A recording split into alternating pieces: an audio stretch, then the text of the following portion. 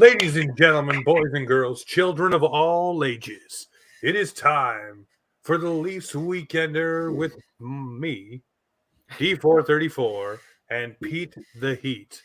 Depending How on how are you're you? watching this and your screen orientation, their boxes may be wherever they may be on your screen.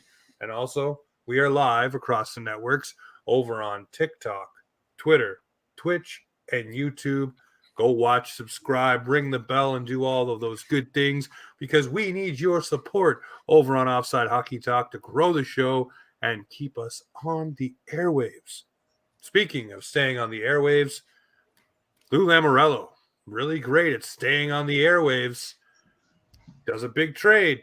The Islanders are not in a playoff spot, but now with Bo Horvat, maybe they will be. And guess what? Lock 'em 8 up. more years, too long and too expensive. That is the too long and too much from Lou Lamoriello is the exact quote about the contract he just signed Bo Horvat to.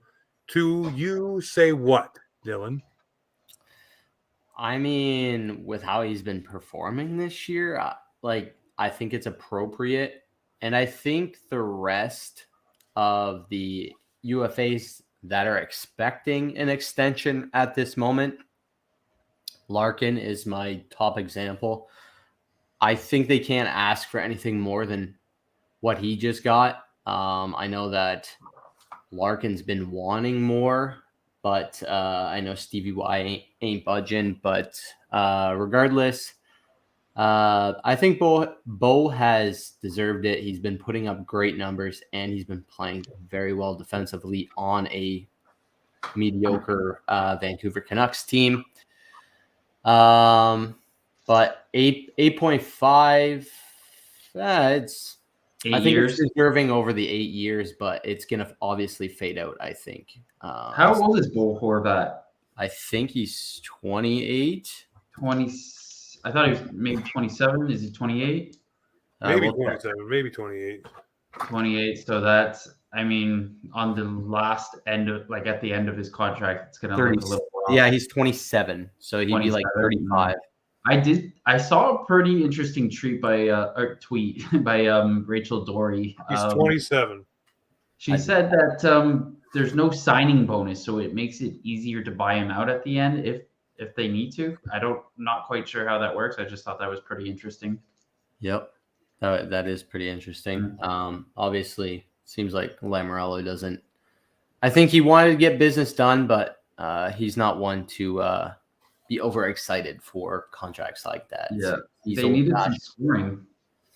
Scoring. You locked him up for 8 years. He's having a great season. Here's the fun thing, too, though, guys. You got to realize Lou Lamoriello signs this deal. He's also not going to be around for the end of it. That's true. That's true. true. As the GM and probably on this earth. Let's just be real. Whoa. Hey. Way to be a little bit morbid. Yet? Listen, man. I mean, that's what it is. It's just, that's where he's at. He's like the Betty White of NHL. Actually, I don't know. Man. Maybe he'll keep going for hundreds of years. But I think okay, you got a point, but there has to be an expiration. 8 years, he could 100% push till 90. Exactly. Lou is 80. Yes, he's 80. That don't mean crap. He probably has all the best drugs in the world. I feel like they're gonna pump him all up. the guys that keep working and don't retire live longer. At least that's from what I see. That's so true. Once you have nothing to do, you deteriorate, so to speak. Yeah, mentally and physically. I mean, I can't say I am, but that's okay. I'm only a year in. Yeah, you're just talking about the Maple Leafs all the time. Yeah, I'm just here, all the walls.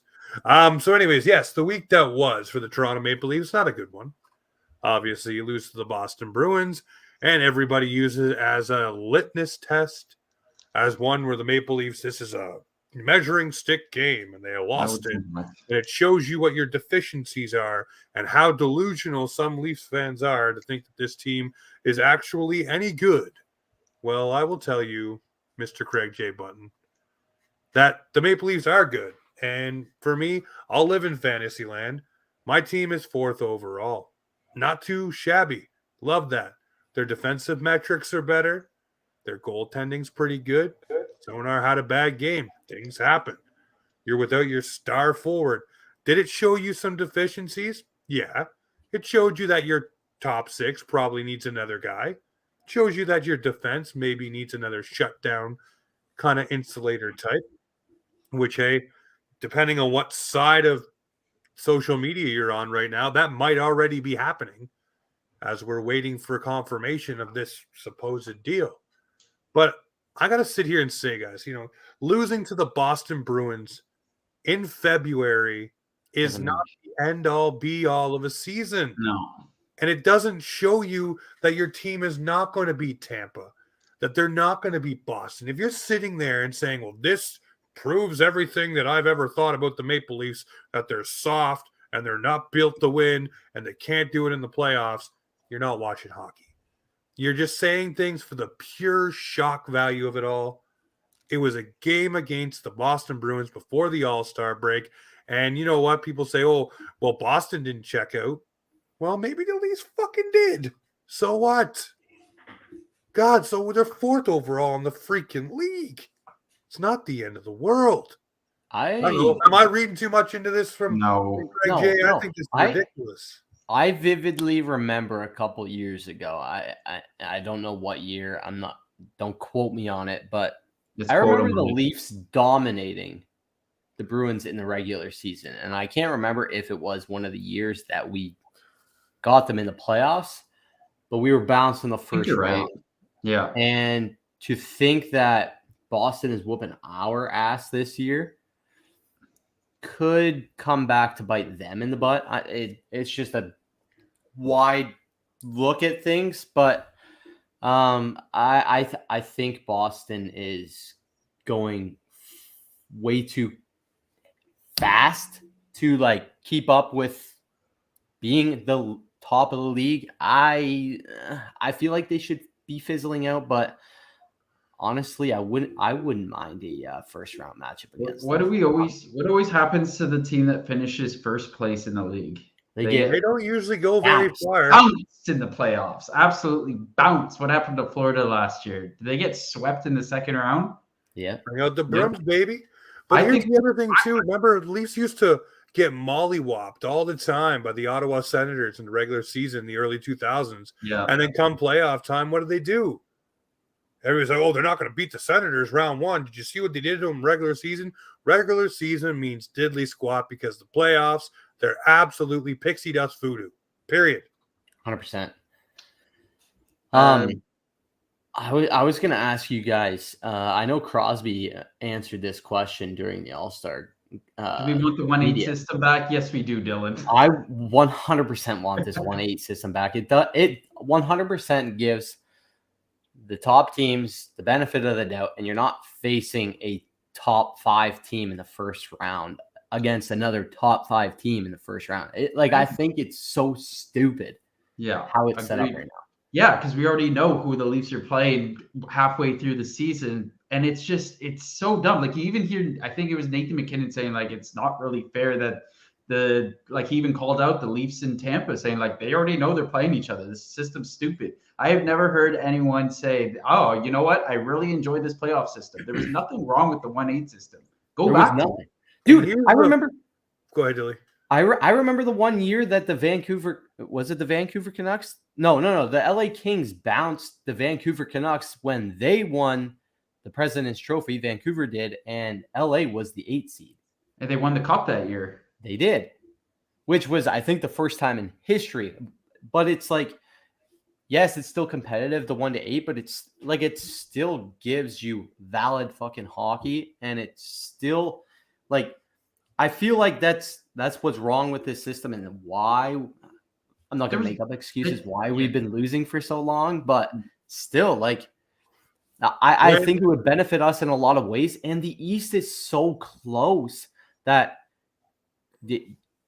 you don't know what 1-8 is going to look like at all.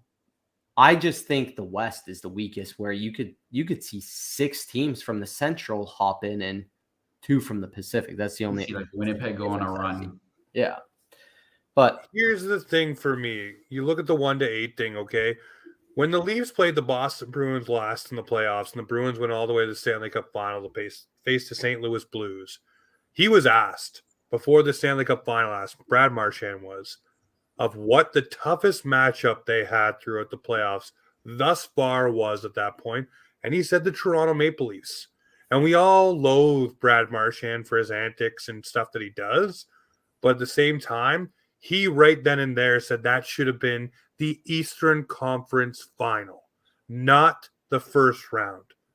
Even he said it. He said, and the worst part about it is they asked freaking Gary Bettman at the All-Star game about Sidney Crosby's comments and other players' comments. And what did he say?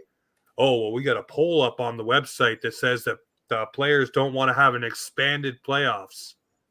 That's not the question you were asked. Yeah. You just don't want to answer the question. Yeah. Because everybody says it to you. You want to be the dictator. And also, the All-Star game, go check out Dan O'Toole's 7-part post on Twitter. Bravo, sir. I agree with you. But the No Fun League is brought to you by Gary Bettman, and that will never happen. But if you included Nickelodeon on Friday night and got players slimed and did it all for the kids on Friday and then drafted a team out of hats and had random players I freaking missed that draft, man. That was the most entertaining thing ever. Phil Kessel being drafted last and winning a car, and then the MVP also wins a car. I thought that was the best way to put the All-Star game. Hey, and you it's like Dan O'Toole said, and if you want your skills competition to mean more and people to pay attention, have it so guys are going to win a prize. 100%. Why do you think going for the prize? So everybody's in on it. Why do you think McDavid didn't do the fastest skater? He doesn't care. He also lost the shooting accuracy, even though he went 4 for 4 and Nazem Kadri went 4 for 5, but Nas did it faster. Like, he did not care. No, he didn't even want to be in the fastest skater either. No, Svechnikov won it this year. Like, it was, and he's fast, but you don't think of him when you think of speed. I don't know. It's poorly ran. That freaking Tendy tandem thing was. Oh, that was brutal, man. Where it was so awkward on the 3-on-0s where it's like, oh, everyone's got to touch it. They're slowly passing it. There's no momentum. Easy save for the goalie. Like, so boring. And then they got 3 points for that. Like, what? It was terrible. So poorly done.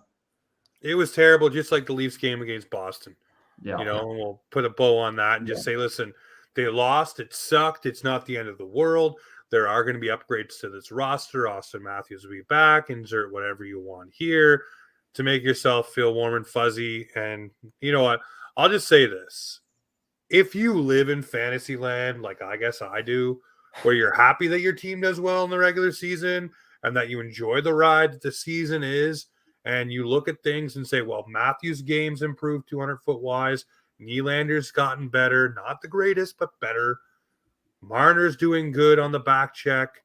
I like what I see from Gio. If you can find the positives instead of doing what everyone does for a freaking clickbait title and say this sucks and that sucks, and see, this person said that the Leafs aren't going to do it, so they must not be able to do it, and they agree with my point of view. Just enjoy it the way you want, but I think it's so much more fun to enjoy the ride and positive things because, man, the world around us outside of hockey is pretty damn negative.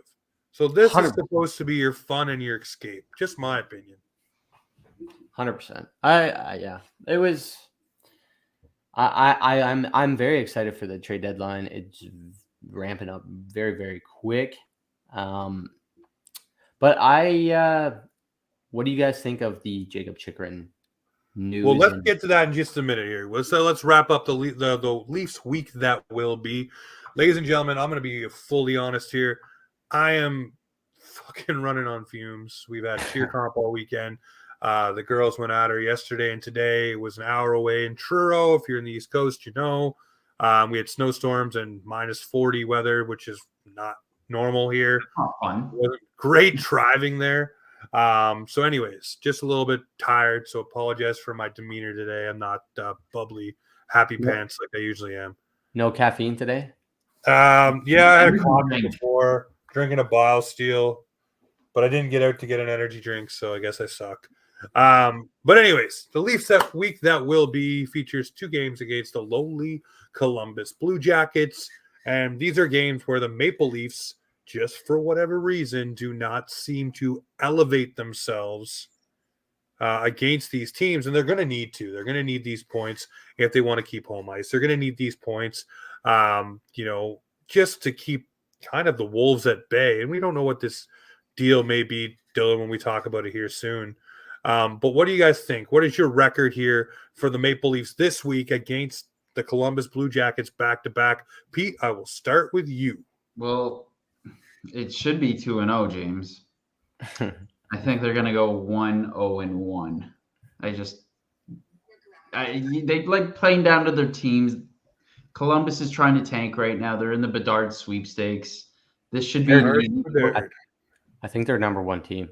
Yeah, man. I really hope a West team wins the lottery this year because the East is already stacked enough.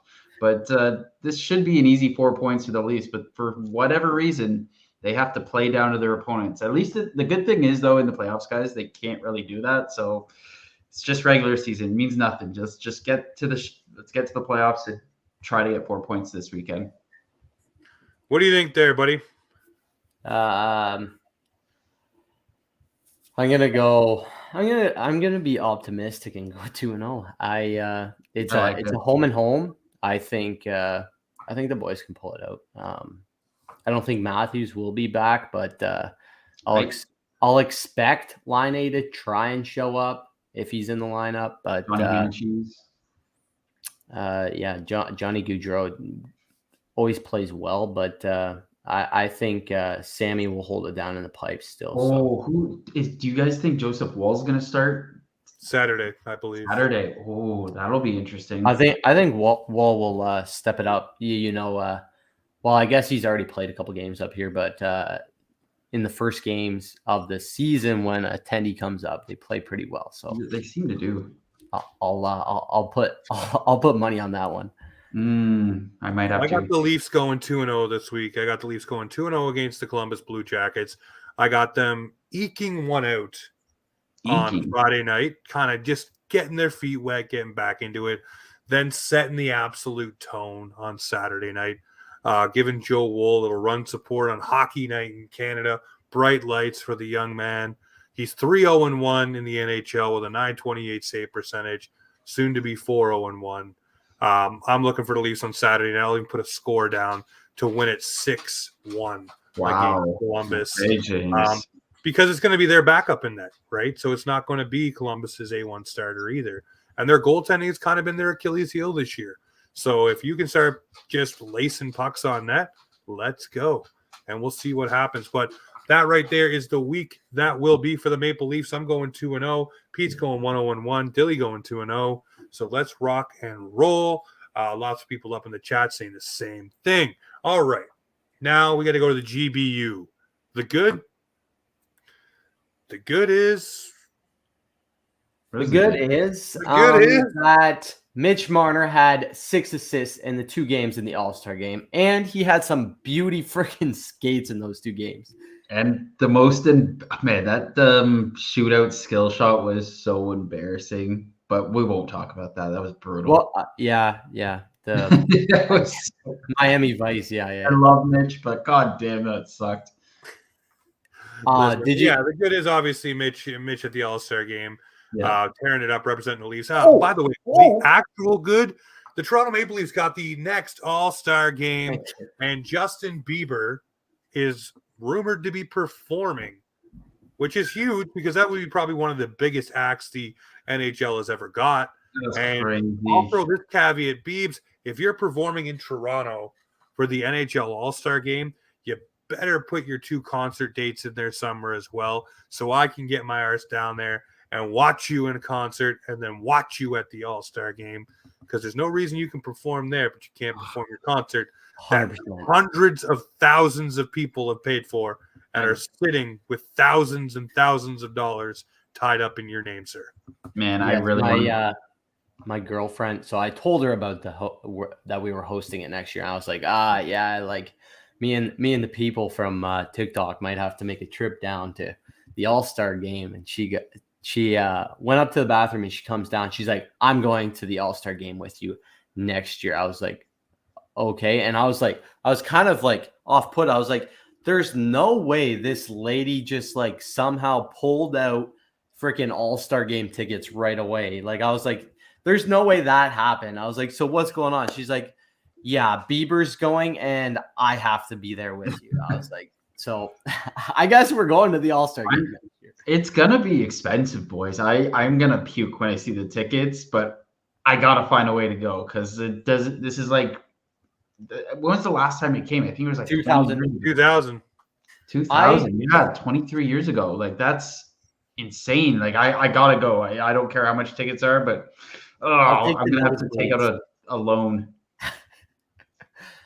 Yeah, no, it'll be fun. Listen, and the bad this week, obviously, the bad is just the toxicity about losing to the Boston Bruins. Guys, calm down, pump the brakes, ease up. Just take a moment, go touch grass or snow or whatever you are, whatever you do. Just go have some fun. It's not the end of the world. That's the bad. And the absolute ugly is just, I don't even know how to put it into words. Just the whole thing surrounding the Leafs. Like, no matter what the Leafs do, if they won against the Boston Bruins Wednesday night, it wouldn't have been good enough. It still would have been, Boston's going to the All-Star game. There's no way the Leafs could have came out on the winning side of that, even if they won the game. So I just think the ugly is we're at that point of the season where everybody's mind is just so hyper-focused on how are we going to beat these guys, the Tampas, the Bostons, and they're freaking out. And it's going to kind of ruin the end of the season, which the Leafs are on a goddamn good pace. Like, just let it play out. I think that's the GBU for this week. Dylan, get into it. Let's go around the boards here. Obviously, Bo Horvat, we talked about him off the top. So we'll talk about what's apparently going down. Break it up for us about Jakob Chychrun. Jakob Chychrun. So Jakob. I don't know if this was during the All-Star festivities or what, but I think I'm going to shout him out on Twitter. I think his name is Run It Back. He's a Leaf tweeter. There was some proof that he took out the Coyotes from his Instagram bio and he started following a bunch of Maple Leafs. No way. Rumor this, rumor that. It tends to it tends to point towards something's going on in Leafland. So hopefully that's who did he follow on Twitter, Dylan? It was Bunting, Matthews, and Marner, I think. Yeah, did he just follow Leafs or did he follow just Leafs? Come on, don't get me started, man. That's insane. And then he took the bio out. That's so interesting. Yeah, I thought it was pretty insane, but I can see if I can pull it up. Run right here. He was in the article. This guy, he's TML fan in van, and it goes. Wow, he tweets a lot.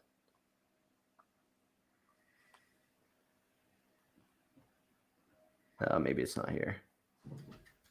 But regardless, I was like, it's so weird the world we're in where it's like, oh, they took their team out of the bio. Guess that means something's gonna happen. Like it could mean nothing at the end of the day, but that's true. It could mean a lot if he does get traded here. I mean, but looking at the follower thing, the follower thing is what kind of sets my mind differently about it. You instantly start following more Maple Leafs, and I mean, it could be the instant troll job, knowing what it would do to Leafs Nation and how it would pick it up. But he doesn't seem to be the type of guy to do that kind of thing. Yeah, that's true. The other thing I wanted to mention, I have this story.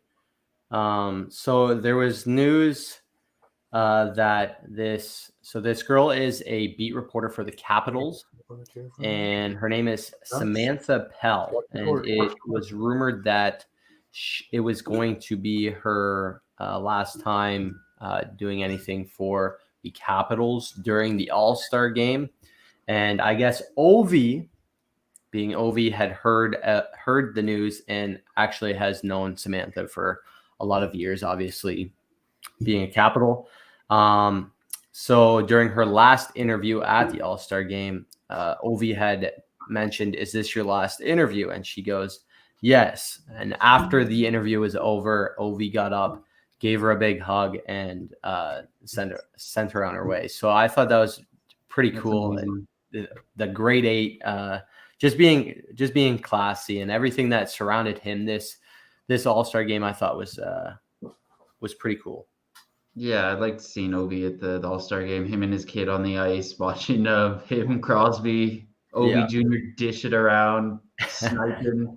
Not many people can say I've scored a goal touching the puck on the same line as Ovechkin and Crosby. So that's I don't know. Hopefully he remembers that for the rest of his life. So that's pretty cool.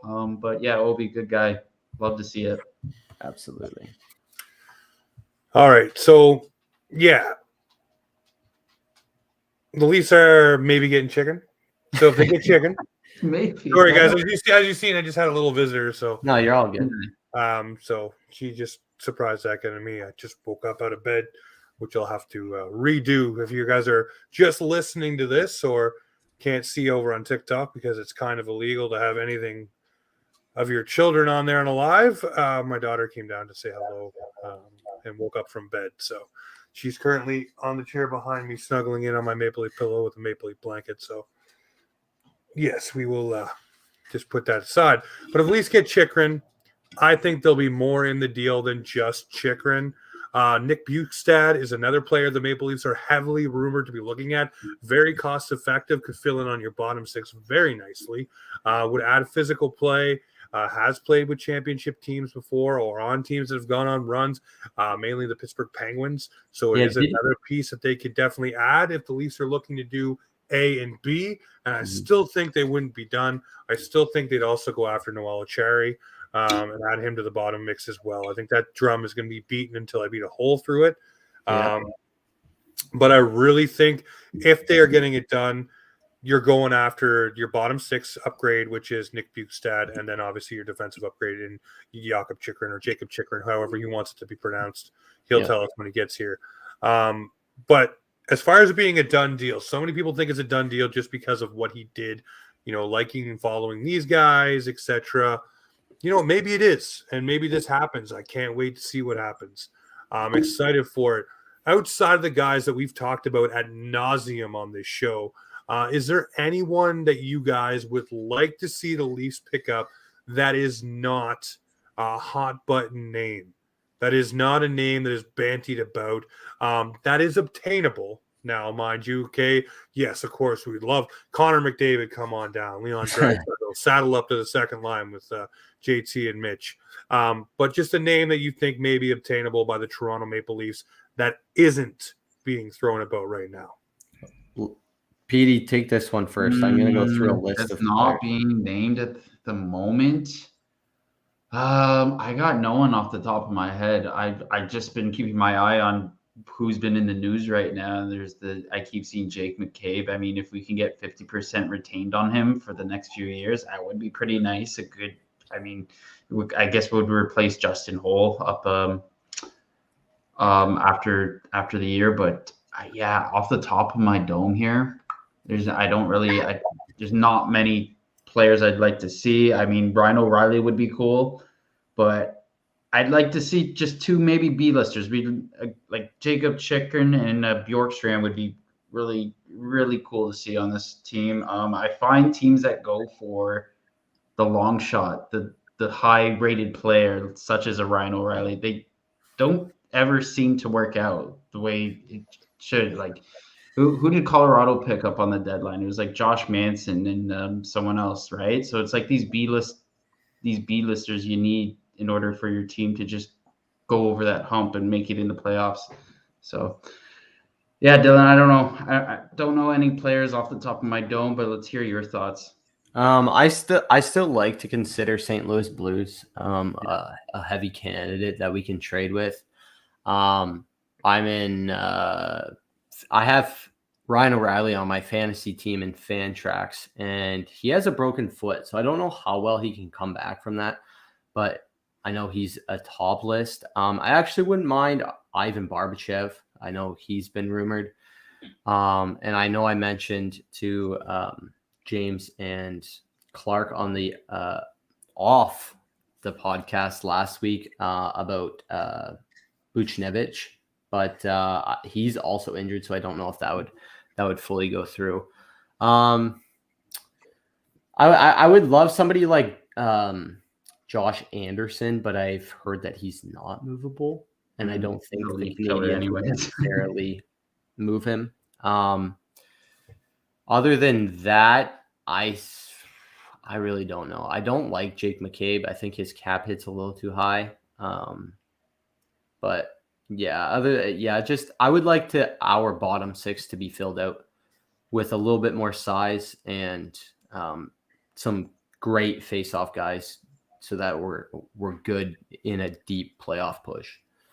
Well, that's what I said about Nick Bukestad as a guy that, wasn't talking or bandied about for the Maple Leafs. But if you're doing a deal with Arizona, there has to be multiple things coming back to your side of it. That also may free you up to move Kerfoot off your roster back over to Arizona, UFA at the end of the year. For me, the Ryan O'Reilly thing, yes, I'm still hard on that one. I think it's a really, really good thing for the Maple Leafs to look at. But I'll go and say this one. You go and you look at a team like the Columbus Blue Jackets and say, what do you want for Boone Jenner? What is Boone Jenner worth right now? What can we do to bring him onto this roster? He's a player that I did see in the chat that was going around, but that is a player that I think can do a little bit of everything. And I know producer Clark is hard on that one too. He likes the fact the player can be physical, can score, can get assists, can rattle it around a little bit. So that's a guy you look at. I know, again, people say he's injury prone. I see that. But that's a guy. Maybe even go look at Nashville and say, hey, what do you want for Ekholm? What is the deal for Ekholm here? Can we get him off of you? We've been wanting him for how many years? Yep. What's the price? You want a stabilizer for your defense? Absolutely. That is a stabilizer. Okay. 100%. That is a strap that guy to your boat and he'll help you float down the playoff river. Yeah, because that's what he'll do. Or or you can go after a Tanner Jeannot. There's lots of things you could pick off some of these carcasses and get them in. For me, those would be the guys. A lot of people saying if Murray is done, do you go chase a goaltender? No. I could see, if at all possible, I could see Vejmelka in the deal with Arizona if that is the case. Vejmelka's at I think like a entry level contract. So could you imagine Sammy and Vejmelka holding down the fort? Well, he takes a boatload of shots and plays very, very well on a shit team. So then you let Sammy walk in the offseason and re-sign Vejmelka? We don't know the status of Murray right now, do we? No. I again, and this is just me putting my tinfoil hat on, I think it's the Anderson situation. Okay. I really do. I think that they're going to prolong it until they figure out what they're doing trade deadline style. And if they need to put him on LTIR to make some moves happen, they'll go to him and say, hey, listen, how about you take the time, rest up, get ready for the playoffs, and you'll be ready to come off the bench when the time comes. And they'll explain it to Joe Wool that, hey, it's going to be Sonar rolling with the most of the punches. You're going to be backing up when we need you to do so. Come the playoffs, you will not be on the bench, but you will be a black ace. You'll be, basically with the rest of the guys that are skating every day, and you'll be here for injury replacement. But I really think it'd just be dependent on what they want to do for a deal. Or I could be completely wrong and they bring him back and say, hey, listen, we need our tandem. But I don't think with the Leafs being so cap struck that being able to have an additional he has a year left, right? After this? He has a year left, yeah. So you can still play after this. An additional $4 million in your back pocket come trade deadline. Don't buy him out. Just put him on LTIR and use it for next year. Over the island, baby. The island, man. The island. Breaking news, by the way, a depth piece was sent to Seattle. Jacob Magna from San Jose. I just wanted to break that because Elliot Okay, Freeman so retweeted. there's no freeze right now then, just to confirm. There is no freeze, so everybody is free to be moved, and maybe that's just the floodgates opening from NHL Central Registry, and by the time we are done, it'll be a full-on monsoon of I deals. also saw that Dylan Gunther is being sent down to Seattle Thunderbirds, which means Tank Nation is hard in Coyotes land. Yes. So yeah, I would expect a lot of trades coming from them. It's going to be an interesting week. Obviously, we know that the Maple Leafs do like to get their business done before the trade deadline. If it's a clapper of a deal, you look at Muzzin, you look at Campbell under the Dubas regime. Obviously, waited to the last dollar minute to bring in Giordano and Colin Blackwell last year. And then how many years ago you brought in Phaneuf and Jaguar? Yeah, that's not. I'm just talking about the Dubas watch, the dubious one. But yeah, ladies and gentlemen, this is the fun part of the week. We do the Boxing Rock Bearded Blue Warrior. Come on, Pete, you got to say it with us. I can't get it right every time I say it. It's the Bearded Blue Warrior. Let's do it. Bearded Warrior. Bearded Blue Warrior. How can't you say that? The Bearded Blue Warrior. Hey, he said it. All right, Pete. Seeming you finally said it. You can take the Boxing Rock Bearded Blue Warrior for this week and let me know what it is. You guys are gonna hate me for this. I'm going with Brad Marchand with the with the shit he stirred up on Twitter and with Leafs Nation this week. I have to. The guy knows what he's doing and he's good. He's good at chirping, and I love it. Like, we all hate him. Yeah, I hate Brad Marchand more than the next guy, but like, he is so good at what he does. So he's my Bearded Blue Warrior. My rebuttal to that would be Mitchie's clap back to him at the All-Star game. My Bearded Blue Warrior this week is Ovi Jr. He had such a good weekend, obviously playing with his legendary father and getting to do that 3-on-0 on Luongo, scoring it was probably just one highlight of his night. And then I saw him mauling all the Russians, Kaprizov, freaking Vasilevsky all weekend. He was in the spotlight and he was just enjoying life, man. He was just wanted to skate. Ovi tried to get him to take pictures, but he was just running around on the ice. I love that energy from kids during the All-Star game. And yeah. All right. My Boxing Rock Bearded Blue Warrior for this week is going to be Jakob Chychrun. Jacob Chychrun, what's going on, buddy? Because either you have the most insane troll game that there is, taking out the Arizona Coyotes from your bio, following the Maple Leafs and Maple Leaf players, not only on Instagram, but also on Twitter, sending everybody into an absolute poop storm, or you just broke a trade without breaking a trade, and you went first to tell everyone because you did it your way. But mine, it has to be Jakob Chychrun, just because maybe finally for him as well, we get a little conclusion. A little end to this thing that has been following him forever. And the only thing that I hope, guys, for Mr. Chychrun is it doesn't turn out like the Oliver Ekman-Larsson saga. All it says is athlete there right now, and it says followed by Mitch Marner. And then